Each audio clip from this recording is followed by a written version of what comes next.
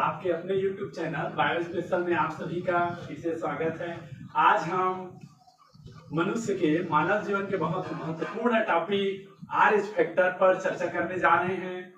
अगर आप सोए हुए देख रहे हैं तो बिल्कुल उठ जाइए, क्योंकि इस टॉपिक को जानना बहुत जरूरी है। अगर आप RH फैक्टर के बारे में जान गए तो न जाने कितने लोगों की जिंदगी बचा सकते हैं, अंधविश्वास से लोगों को दूर ला सकते हैं और ऐसे अंधविश्वास के कारण बहुत से घर जो उजड़ जाते हैं उनको आप एक नई जिंदगी प्रदान कर सकते हैं, एक नई दिशा प्रदान कर सकते हैं। केवल आपकी ये जानकारी एक बहुत बढ़िया पहल होगा, क्योंकि आप जान जाएंगे तो इसको लोगों को बताएंगे तो उनके मन में जो शंका होगा, जो अंधविश्वास के प्रति लगाव होगा, ये दूर हो जाएगा। तो चलिए आज हम बात करते हैं RH फैक्टर, जिसे RH एंटीजन, प्रोटीन एंटीजन के नाम से जाना जाता है। ये RH फैक्टर की खोज 1940 में कार्ल लैंडस्टीनर और विनर नामक वैज्ञानिक ने किया था।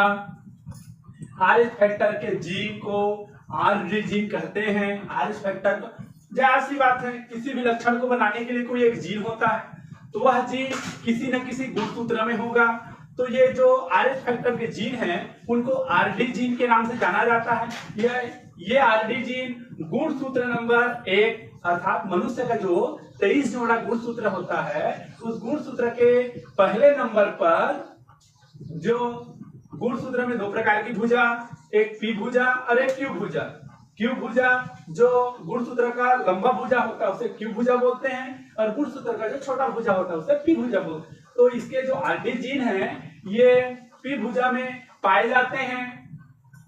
और शुरू में जब रक्त समूह का खोज हुआ था उस समय केवल 4 प्रकार के ब्लड ग्रुप थे।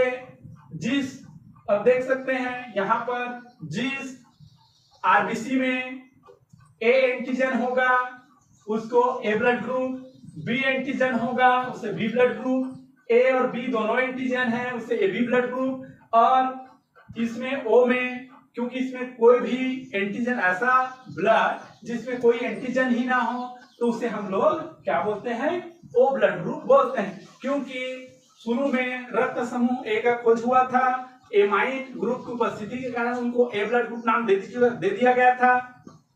और आगे जब रक्त समूह खोजा गया, क्योंकि अल्फाबेट A दे चुके थे नाम पहले रक्त समूह को, फिर आगे को B, फिर दोनों है तो AB, और किसी में कोई भी एंटीजन नहीं है, नहीं तो A एंटीजन है और नहीं B एंटीजन है, तो उसे O ब्लड ग्रुप बोला गया।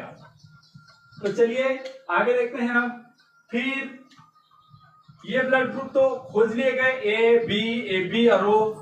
फिर भी जब लोगों को A ब्लड ग्रुप वालों को A ब्लड ग्रुप चढ़ाया गया या B ब्लड ग्रुप वाले को B ब्लड ग्रुप चढ़ाया गया तो भी मनुष्यों की मृत्यु हो जाती थी। तो कार्ल लैंडस्टीनर को यह लगा कि मेरे रक्त समूह के खोज में कुछ गड़बड़ी है, और उन्होंने और विनर ने 1940 में ये RH फैक्टर को खोजा था। इस प्रकार RH फैक्टर जिनमें उपस्थित होता है उसे पॉजिटिव, और RH फैक्टर जिसमें नहीं होता उसे बोलते हैं निगेटिव। इस प्रकार जो ब्लड 4 था वो पॉजिटिव और निगेटिव करके 8 हो गया।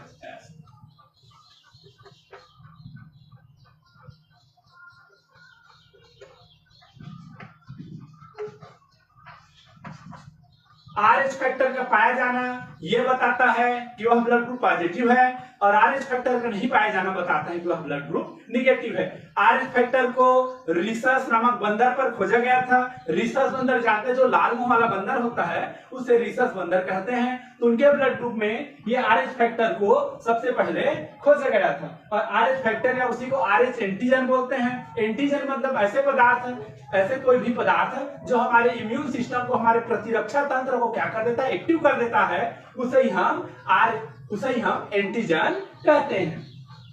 तो इस प्रकार ये हो गया। इसके बाद हम देखते हैं कि RH positive R H negative या R H negative, R H positive, अलग अलग केस में जब लोगों की शादी हो जाती है तो क्या क्रिटिकल सिचुएशन निर्मित होते हैं। तो आर एच पॉजिटिव वाले लड़के का आर एच निगेटिव वाले लड़की के साथ चाहे आर एच पॉजिटिव अर्थात are H positive, R H factor अर्थात आर एच पॉजिटिव वाले किसी भी आर एच पॉजिटिव वाले किसी भी लड़के की शादी आर एच निगेटिव कोई सभी ग्रुप वाले लड़की के साथ शादी होती है, तब पहले बनने वाले बच्चे को तो कोई दिक्कत नहीं होता, लेकिन उसके बाद जो आने वाले बच्चे हैं उनका किसी का 1 महीने में ही डेथ, किसी का 2 महीने में, किसी का 4 महीने में, इस प्रकार से डेथ होने लगता है, क्योंकि उनके अंदर जो ब्लड बनते हैं वो लगातार मरने लगते हैं, लगातार आरबीसी के जो पार्टिकल हैं वो मरने लगते हैं। तो इस प्रकार क्रिटिकल सिचुएशन निर्मित हो जाता है और बेबी गर्भ में ही डेथ हो जाता है या गर्भ से बाहर आने के बाद उनका डेथ हो सकता है। तो इस सिचुएशन को हम लोग देखेंगे। आप देख सकते हैं आर एच पॉजिटिव वाले लड़के की शादी, आर एच पॉजिटिव मतलब कोई भी पॉजिटिव ब्लड ग्रुप हो वो आर एच पॉजिटिव है, और कोई भी निगेटिव ब्लड ग्रुप हो वो आर एच निगेटिव है। तो ऐसे आर एच पॉजिटिव वाले लड़के की शादी आर एच निगेटिव वाले लड़की से होती है, तो पहला बच्चा तो नॉर्मल होता है, पहला बच्चा नॉर्मल होता है, लेकिन जब उनका उस पहले बच्चे का डिलीवरी होता है और नाभि नाल कट किया जाता है, तो उस समय बच्चे का जो पॉजिटिव ब्लड है वो माँ के अंदर चला जाता है और वह एंटीजन का काम करता है, और उसके विरुद्ध में माँ का जो शरीर होता है वो एंटीबॉडी बनाने लगता है, और इस प्रकार यह एंटीबॉडी आने वाले बच्चे के लिए घातक साबित होता है, और दूसरे बच्चे, तीसरे बच्चे और उधर जो बच्चे बनने वाले होते हैं उनको क्या कर देता है, घातक परिणाम दे देता है। फिर दूसरा देखते हैं, जब are H negative, R H positive लड़का और आर एच पॉजिटिव लड़की की शादी होती है, तो आप देख सकते हैं आर एच पॉजिटिव लड़के की शादी जब आर एच पॉजिटिव लड़की से होती है तो इनके पहले बच्चे, दूसरे बच्चे सभी जो है नॉर्मल होते हैं। इस प्रकार जब आर एच निगेटिव लड़के की शादी, आर एच निगेटिव लड़के की शादी जब आर एच पॉजिटिव लड़की से होती है, तो इस स्थिति में बनने वाले बच्चे भी नॉर्मल होते हैं। साथ ही साथ आर एच निगेटिव लड़का हो और आर एच निगेटिव लड़की हो, इनकी शादी होती तो भी बच्चे नॉर्मल होते हैं। तो केवल क्रिटिकल सिचुएशन निर्मित होता है आर एच पॉजिटिव लड़के और आर एच निगेटिव लड़की का। तो मैं ये भी बता दूं, आर एच पॉजिटिव बोल रहे हैं मतलब कोई भी ब्लड ग्रुप हो जिनमें आर एच फैक्टर हो वो आर एच पॉजिटिव कहलाएगा, और अर्थात जितने भी पॉजिटिव ब्लड ग्रुप हैं वो आर एच पॉजिटिव हैं, और जितने भी are H negative blood group हैं तो जितने भी ब्लड ग्रुप निगेटिव में है वो आर एच निगेटिव होगा। ठीक है, अब हम आगे देखते हैं कि इनका उपचार कैसे होता है। अगर यहाँ पर जानना आपको बहुत जरूरी है, क्योंकि यही बातें आपको लोगों को बताना है। आप उनको ट्रीटमेंट नहीं दे सकते, लेकिन ये जानकारी दे देंगे तो उनके माइंड में रहेगा, तो अपने डॉक्टर से कंसल्ट करेंगे किस प्रकार की कोई परेशानी होती है जिसके कारण आने वाले बच्चों को कोई परेशानी ना हो। और ये भी आप जान लीजिए, एक मेरे मित्र है जिनका ब्लड ग्रुप पॉजिटिव और उनके यहाँ मैडम का ब्लड ग्रुप निगेटिव है। उनके यहाँ जब फर्स्ट बेबी हुए तो उनको जानकारी था एंटी-डी का इंजेक्शन लगवाए, तो गए थे, तो ये इंजेक्शन माँ को लगता है, ये इंजेक्शन माँ को लगता है, एंटी-डी का इंजेक्शन माँ को लगता है, लेकिन वो बेबी को लगा रहे थे। तो ये भी जान लीजिए कि एंटी-डी का इंजेक्शन माँ को लगता है, न कि बेबी को। चलिए अब उपचार को हम लोग देखते हैं। अगर उपचार, जब आर एच पॉजिटिव लड़के तो कोई भी पॉजिटिव ब्लड ग्रुप हो, उनकी शादी कोई भी निगेटिव ब्लड ग्रुप वाले लड़की से होती है तो पहला बच्चा तो नॉर्मल होता है, उनके डेवलपमेंट में कोई अंतर नहीं आता। लेकिन जब उनका डिलीवरी होता है उसी समय बेबी का जो पॉजिटिव ब्लड ग्रुप है वो माँ के अंदर चला जाता है और उसको मारने के लिए माँ का शरीर एंटीबॉडी बनाने लगता है। तो जैसे ही डिलीवरी होता है उसके 48 घंटे के अंदर, जन्म से लेकर के 48 घंटे के अंदर उनको एंटी डी का इंजेक्शन लगवाना रहता है। पहला है एंटी डी जो कि रोगम के नाम से भी मिलता है।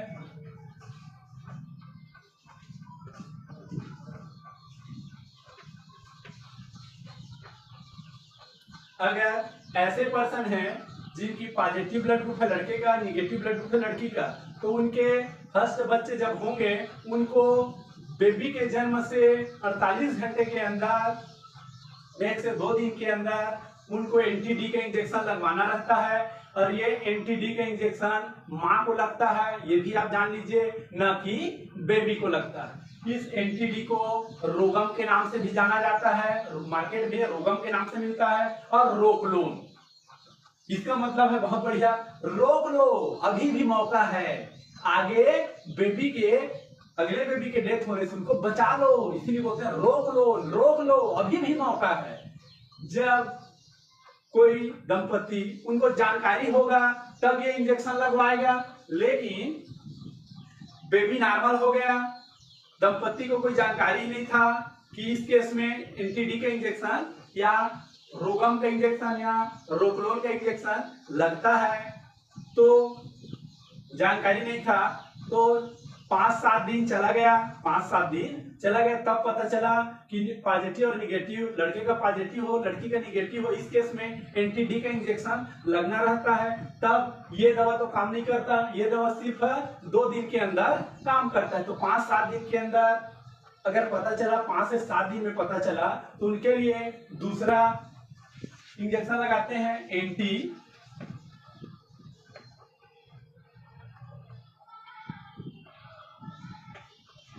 Antibody against RH। अब जिस दंपति को पता नहीं और वो 5-7 दिन हो गया था, लेकिन किसी जानकार से उनको पता चला कि पॉजिटिव लड़का है निगेटिव लड़की, इस केस में इंजेक्शन लगता है, तो क्योंकि लेट हो चुका है, ये काम करता था 1 से 2 दिन, ये काम करता है 5 से 7 दिन। 5 से 7 दिन के अंदर अगर पता चला तो एंटीबॉडी अगेंस्ट RH एंटीबॉडी, अर्थात माँ के शरीर में जो एंटीबॉडी बन गया था उनके विरुद्ध में एंटीबॉडी लगाया जाता है, और ये 5 से 7 दिन में काम करता है। लेकिन कोई दंपति था जिनको कोई पेरेंट्स थे जिनको पता ही नहीं चला, 5 से 7 दिन, और ये लगभग 10 से 15 दिन हो गया, तो 10 से 15 दिन हो जाता है, तो ये भी दवा काम नहीं करता। इसके लिए तीसरी विधि अपनाई जाती है।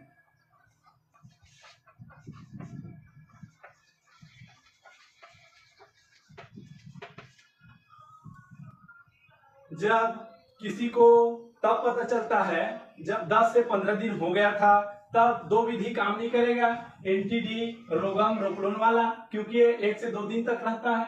एंटीबॉडी अगेंस्ट RH एंटीबॉडी, अर्थात माँ के शरीर में जो सेकेंड बेबी के लिए एंटीबॉडी बन चुका था उनके विरुद्ध हम एंटीबॉडी लगाते हैं, ये 5 से 7 दिन में काम करता है। लेकिन 10 से जब 15 दिन हो गया था तब किसी दंपति को पता चला, दंपति मतलब पति पत्नी का जोड़ा, ऐसे पति पत्नी जिनको 10 से 15 दिन बाद पता चला किसी के द्वारा, उस केस में बहुत ज्यादा एंटीबॉडी मां के अंदर बन चुका रहता है, उनको एक मशीन जिसे प्लाज्मा फेरेसिस मशीन कहते हैं, देख सकते हैं ये प्लाज्मा फेरेसिस मशीन है, इनके द्वारा ब्लड को छाना जाता है जिससे ब्लड के कण अलग और प्लाज्मा अलग हो जाते हैं। आरबीसी, डब्ल्यूबीसी, प्लेटलेट्स, ये सब ब्लड के कण कहलाते हैं, ये अलग हो जाते हैं और प्लाज्मा अलग हो जाती है। प्लाज्मा में द्रव रहती है, साथ ही साथ एंटीबॉडी रहता है। अब वहां से प्लाज्मा को फिर छानते हैं और प्लाज्मा से एंटीबॉडी को क्या कर देते हैं, अलग कर देते हैं और फिर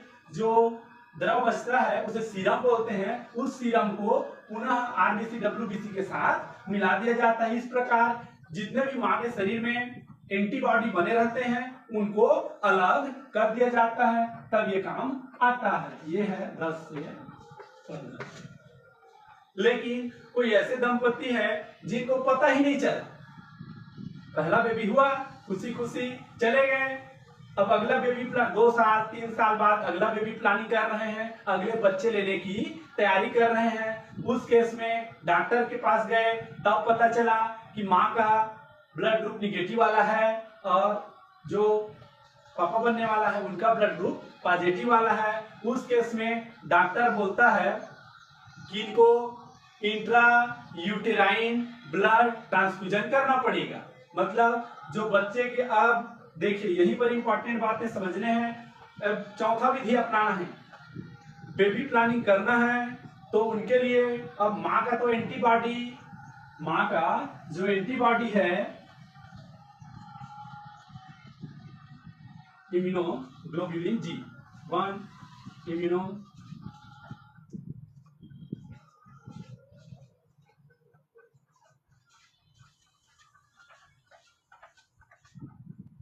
मां के अंदर जो एंटीबॉडी बना रहता है वो है immunoglobulin G1, immunoglobulin G2, immunoglobulin G3 और इम्यूनोग्लोबुलिन G4। तो इनमें से इम्यूनोग्लोबुलिन 2 नहीं जाता, प्लेसेंटा से बेबी के अंदर नहीं जाता, लेकिन इम्यूनोग्लोबुलिन G1, G3 और G4 ये मां से बेबी के अंदर जाते हैं और उसके अंदर जाकर के उनके ब्लड को क्या कर जाते हैं, नष्ट करते जाते हैं। इस प्रकार सेकंड जो बेबी बनने वाला होता है या सेकंड जो बेबी है उनके शरीर में रक्त की कमी होती ही रहती है। तो इसके लिए चौथा अपनाते हैं इंट्रा यूटेराइन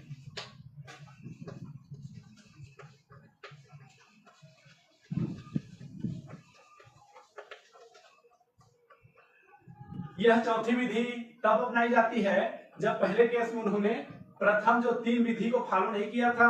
इस केस में मां का जो एंटीबॉडी होता है G1, G3 और G4 ये प्लेसेंटा से बेबी के अंदर जाते हैं और उनके शरीर में, बेबी के शरीर में बनने वाले आरबीसी इमेच्योर जो परिपक्व नहीं है, अपरिपक्व जो आरबीसी हैं उनको बेबी के अंदर ही नष्ट करते जाते हैं। तो उनके लिए इंट्रा मतलब अंदर, यूटेराइन मतलब गर्भाशय में ब्लड ट्रांसफ्यूजन, गर्भाशय के अंदर ही बेबी को ब्लड की आपूर्ति की जाती है और ये ब्लड की आपूर्ति जो होता है वो निगेटिव वालों को यहाँ पर ब्लड दिया जाता है। वो निगेटिव का ब्लड बेबी को क्या किया जाता है, ट्रांसफर किया जाता है और उनके हानिकारक जो ब्लड शरीर में है उनको निकाला जाता है और अच्छा ब्लड डाला जाता है। देख सकते हैं ये इंट्रा यूटेराइन ब्लड ट्रांसफ्यूजन वाली मशीन है जहां पर एक लंबा सा निड्यूल रहता है, इनको गर्भाशय से अंदर डाला जाता है। एक तरफ सोनोग्राफी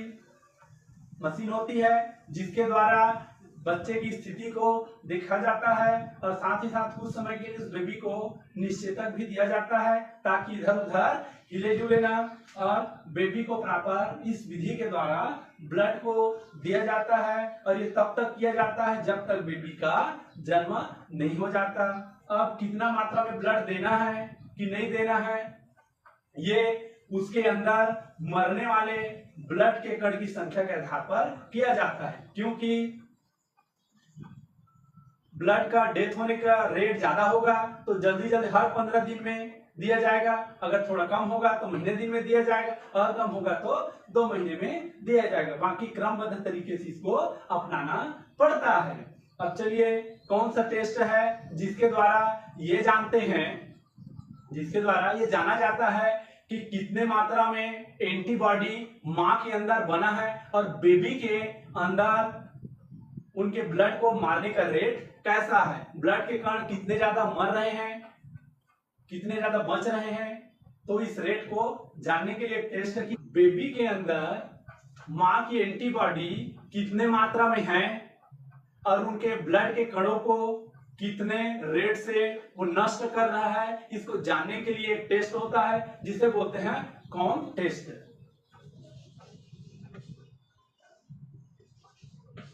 कॉम टेस्ट, ये कॉम टेस्ट किया जाता है। कॉम टेस्ट में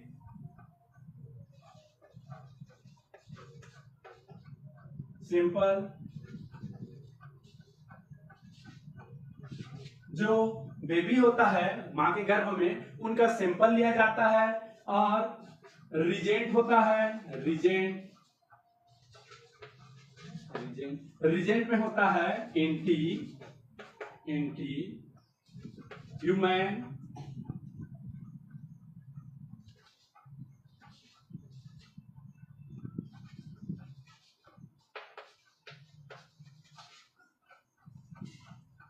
ये जो रिजेंट होता है वास्तव में वो anti human immunoglobulin G antibody, जो मां के शरीर में एंटीबॉडी इम्यूनोग्लोबुलिन जी बनता है और ट्रांसफर होके प्लेसेंटा के द्वारा बेबी के अंदर जाता है और उनके अंदर जो ब्लड को मारता है तो उनके अगेंस्ट में एंटीबॉडी तैयार किया जाता है और इन दोनों को सैंपल को और इसको मिलाया जाता है। तो जितना ज्यादा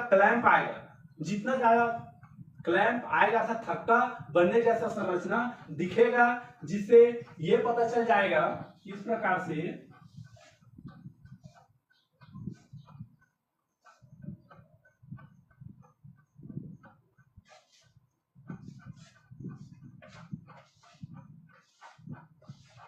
ऐसे जितने ज्यादा क्लैंप आ जाएगा वो ये बताएगा कि उतना ही ज्यादा ब्लड को मारने की क्षमता बच्चे के अंदर है।